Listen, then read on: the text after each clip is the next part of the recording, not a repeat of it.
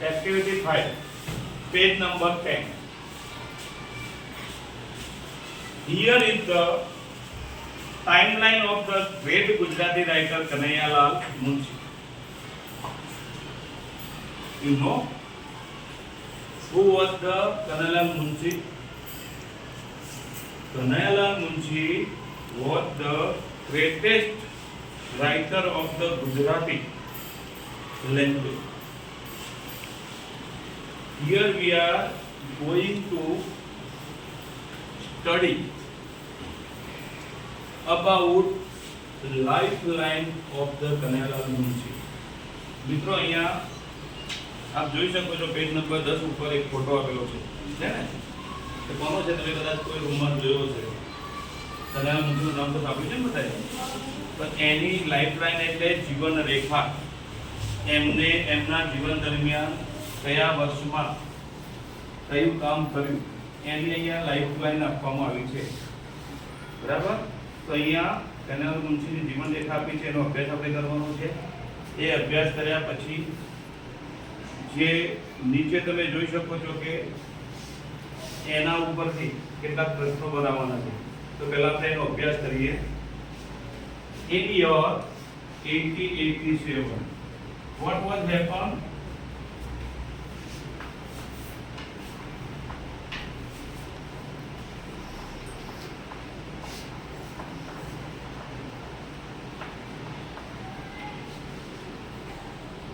Kanhaiялલાલ Munshi was born at Bharuch in 1887. બરાબર છે અને જન્મ ક્યાં થયો હતો બોર્ન એટલે જન્મ થયો બરાબર ભરૂચમાં થયો હતો ક્યારે થયો હતો 1887 બરાબર એના પછી after that 1960 what happened wrote પાટણની પ્રભુતા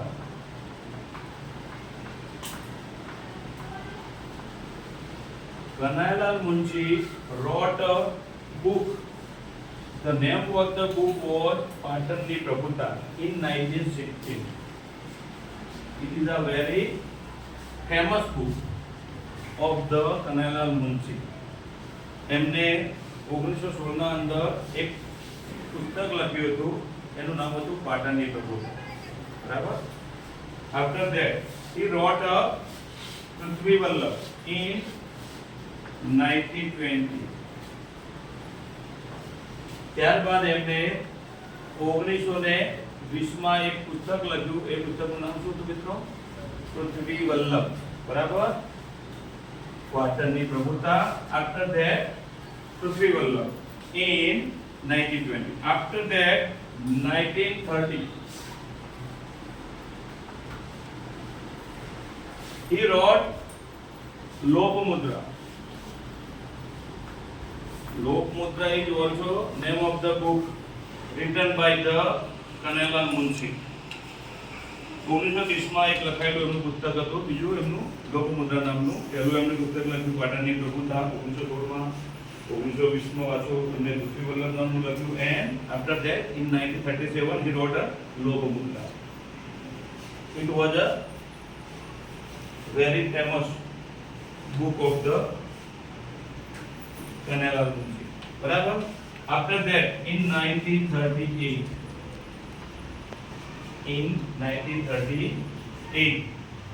he founded a Bharatiya Vidya Bhavan. It is a name of the institute. બરાબર એક સંસ્થાનું નામ છે ભારતીય વિદ્યા ભવન. It is founded by Kanhaiялલાલ Munshi in 1938. તો એની શોધ કોને કરી હતી મતલબ એની સ્થાપના કહીએ બરાબર શરૂઆત કહીએ 1938 ના અંદર એનું નામ હતું ભારતીય વિદ્યા ભવન એમણે 1938 માં એની શરૂઆત કરી હતી It was founded in 1937 to 40 1937 થી 40 remained as the Home Minister of Mumbai State. Before the 1st May 1960, the Gujarat and the Maharashtra was in same state, and it is the name of the Mumbai state. એનું નામ Mumbai state હતું અને 1960 પહેલી મે પહેલા આ બંને state એક હતા. તમને ખબર છે? અને પછી જ્યારે ગુજરાત રાજ્યની સ્થાપના ક્યારે થઈ બધાને ખબર છે કોઈને? પહેલી મે 1960 માં. ત્યારબાદ આ બંને રાજ્યો અલગ થયા, ગુજરાત અને મહારાષ્ટ્ર. બરાબર? and at that time 1937 to 40 he remained the home minister of Mumbai state. Mumbai state બન્યું નવું તો એના હોમ મિનિસ્ટર તરીકે રહ્યા. હોમ મિનિસ્ટર એટલે ખબર છે ને, ગૃહમંત્રી, એક જે ઉચ્ચ હોદ્દો કહેવાય. in 1948 તો કે in 1948 એટલે 1948 માં Agent General of India in Hyderabad State and elected member of the Legislative Council. એ પોતે 1948 ના અંદર એક એજન્ટ જનરલ તરીકે ભારતનું જે હૈદરાબાદ સ્ટેટ છે એમાં અને એ સ્ટેટના અંદર એક ઇલેક્ટેડ મેમ્બર તરીકે હમણાં ચૂંટાયેલા સભ્ય હતા. બરાબર? લેજિસ્લેટિવ કાઉન્સિલના અંદર. તો આ 1948 ના અંદર એ જનરલ બનેલા હતા, agent general of India in Hyderabad state. Hyderabad નામનું સ્ટેટ હતું એમાં, અને એ પોતે elected member of the legislative council અને ચૂંટાયેલા સભ્ય. આપણે ઇલેક્ટેડ અહીંયા ઇલેક્ટેડ મેમ્બર એટલે ચૂંટાયેલા સભ્ય હતા લેજિસ્લેટિવ કાઉન્સિલના. તો આ એટલે હોદ્દો 1948 માં સંભાળ્યો હતો. આફ્ટર ધેટ 1952 to 53 1952 થી 53 માં he remained the minister of agriculture. તમને ખબર છે એગ્રીકલ્ચર એટલે શું? તો બોલો, સાચું બોલો છો? ખેતી. સરસ. બરાબર? તો ખેતી થાય એનો મતલબ. તો એ 1952 થી 53 2 વર્ષ સુધી એ ખેતીવાડના એક મંત્રી તરીકે ચૂંટાયા હતા. in 1952-57 1952 થી 57 માં રિમેન્ડ ગવર્નર ઓફ ઉત્તર પ્રદેશ. તેઓ ઉત્તર પ્રદેશના ગવર્નર. ખબર છે ગવર્નર એટલે શું? હા, રાજ્યપાલ. ગભરાવો શું કરો? જવાબ રાજ્યપાલ. બરાબર? who is the current governor of Gujarat now? કોઈને ખબર છે? નામ સાંભળ્યું હોય? અત્યારના હાલના ગુજરાત રાજ્યના રાજ્યપાલ કોણ છે? કોઈને ખબર નથી? કોઈને ખબર ના બતાવે તો કેન્દ્રમાં, ત્યાં તો ગુજરાત કેવા ચાલે. આચાર્ય દેવવ્રતનું નામ સાંભળ્યું છે? નહીં શીખ્યા તમે? સામાજિક વિજ્ઞાનમાં નહીં સાંભળ્યું? બરાબર? આપણે ખબર હોવી જોઈએ. ચલો, એના પછી તમે જુઓ લાલ અક્ષરે જે લખેલું છે થોડું એના પર પણ થોડું ધ્યાન આપીએ અને એના પછી એના ઉપરથી કેટલા પ્રશ્નો બને છે એની ચર્ચા કરીએ આપણે. he died in 1971 at his residence in Mumbai. died એટલે મૃત્યુ થયું. એનું મૃત્યુ ક્યારે થયું હતું? 1971 માં. ક્યાં થયું હતું? his residence in Mumbai. Resident નો મતલબ થાય છે નિવાસ સ્થાન, જે રહેતા હોય ને એ જગ્યા. મુંબઈના અંદર એમના નિવાસસ્થાને એમનું મૃત્યુ થયું હતું.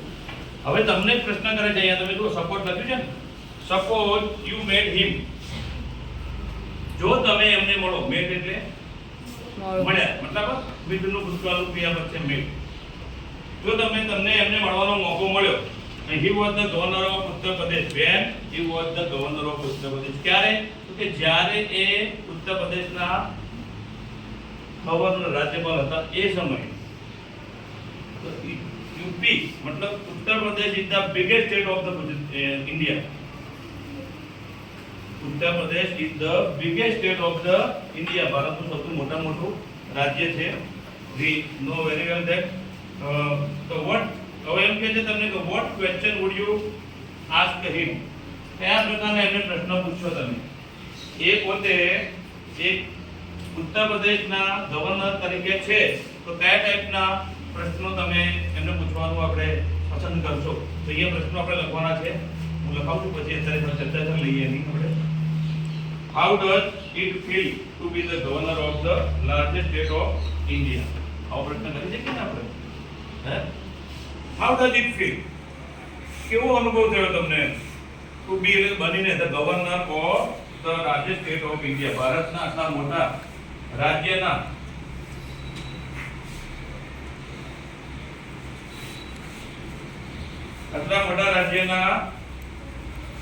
ઇન્ડિયાનું આટલું મોટું રાજ્ય છે એના ગવર્નર તરીકે તમે ચૂંટાયા તો તમને કેવા અનુભવ થયા? આ ટાઈપનો આપણે પ્રશ્ન પૂછી કે we can ask the type of the question to the Canadian University. એના પછી બીજું, what are the duties of governor? એવું આપણે પૂછી શકીએ આપણે. duties એટલે ખબર છે ને, ફરજો. તમારે ગવર્નર એટલે રાજ્યપાલની ફરજો કઈ છે એ પણ પૂછી શકીએ આપણે. પછી બીજું, why is there no development in UP? We know very well that the UP is the biggest state of the India and therefore there is a low development in UP. તો આપણે કહી શકીએ કે why is there no development in UP? UP માં વિકાસ કેમ નથી થયો? તો સીધું કારણ છે કે જ્યાં વસ્તી વધારો હોય ત્યાં વિકાસ ધીમો થાય, બરાબર ને? તો what do you feel about education in UP? UP ના અંદર એજ્યુકેશન એટલે શિક્ષણ વિશે તમારું શું કહેવું છે? એ પ્રશ્ન આપણે ટાઈપનો પૂછી શકીએ ને એમને. પછી what would you say about the politician in UP? બરાબર, તો UP ના અંદર પોલિટિશિયન વિશે તમારું શું કહેવું છે? પોલિટિક્સ રાજકારણ વિશે તમારો શું વિચાર છે? આપણે આ ટાઈપનો પ્રશ્ન પૂછી શકીએ. would you write a book on your experience as the governor of UP?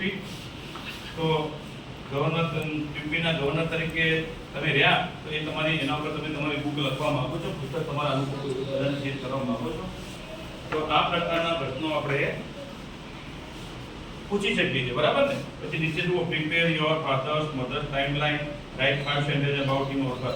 એની જેમ જ આપણે આપણા મમ્મી પપ્પાના, બરાબર, વિશે આપણે શું કરવાનું છે? એની ટાઈમલાઈન વિશે આ રીતે જેમને જે કાર્યો કરેલા હોય અથવા બરાબર વિશેષ કાર્યો તેના વિશે આપણે ટાઈમલાઈન બનાવી શકીએ છીએ, બરાબર ને?